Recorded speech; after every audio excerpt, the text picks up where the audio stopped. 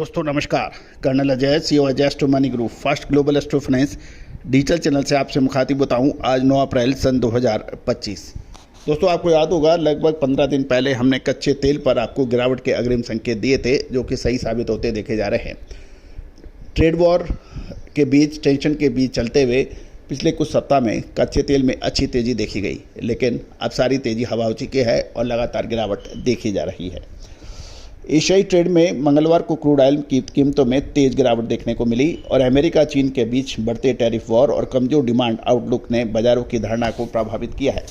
जानिए पूरी रिपोर्ट विस्तार से।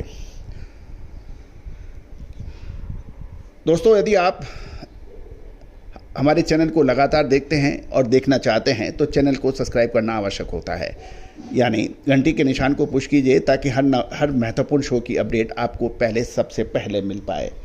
खबर निकल के आ रही है कि आज सुबह तक 7:30 बजे तक देखें तो WTI मई 2025 57.56 बैरल में लगभग 3.5% की गिरावट देखी गई है, लगभग $2 से अधिक की। ब्रेंट जून लगभग $60.96 प्रति बैरल, इसके अंदर लगभग 3% की गिरावट है, $1.86 की। अमेरिका द्वारा चीनी आयात पर 104% टैरिफ लगाने और चीन द्वारा 34% रिटेलिटी ड्यूटी बनाए रखने के फैसले ने ग्लोबल डिमांड को लेकर चिंता बढ़ा दी है। कुछ जानकारों का कहना है कि इस टैरिफ वार के चलते चीन की ऑयल डिमांड 50,000 से 1 लाख बैरल प्रतिदिन घट सकती है। दूसरी ओर ओपेक ने मई के प्रोडक्शन में 4.11 लाख बैरल प्रतिदिन बढ़ोतरी के फैसले से सप्लाई की चिंता बढ़ा दी है। सऊदी अरामको, जो कि एक प्रमुख लीडिंग कंपनी मानी जाती है, मई लोडिंग के लिए एशिया को भेजने वाले अरब लाइट क्रूड की ऑफिशियल सेलिंग प्राइस $2.30 प्रति बैरल की कटौती कर दी है। अब ये ओमान दुबई बेंचमार्क से केवल $1.20 अधिक है, जो पिछले 4 महीनों में सबसे निचला स्तर है।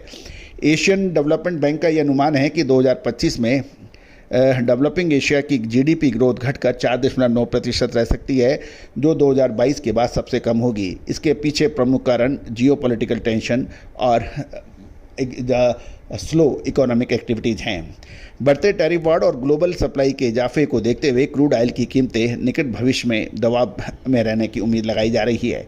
गौरतलब है कि लेकिन बाजार की दिशा और डायरेक्शन के लिए निवेशकों को अमेरिका और चीन से आने वाली माइक्रो इकोनॉमिक संकेतों पर भी करीब से नज़र रखने की सलाह दी जाती है।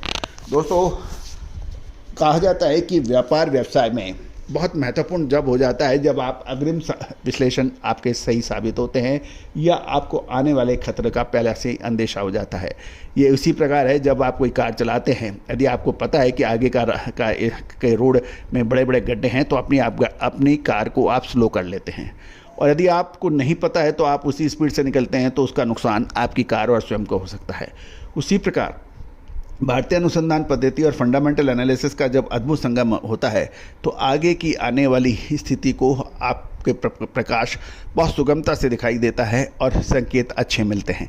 तो दोस्तों आप भी विशेष रिसर्च रिपोर्ट के लिए संपर्क कर सकते हैं, लेकिन ये याद रखिएगा कि व्यापार व्यवसाय हमेशा से जोखिम का होता है।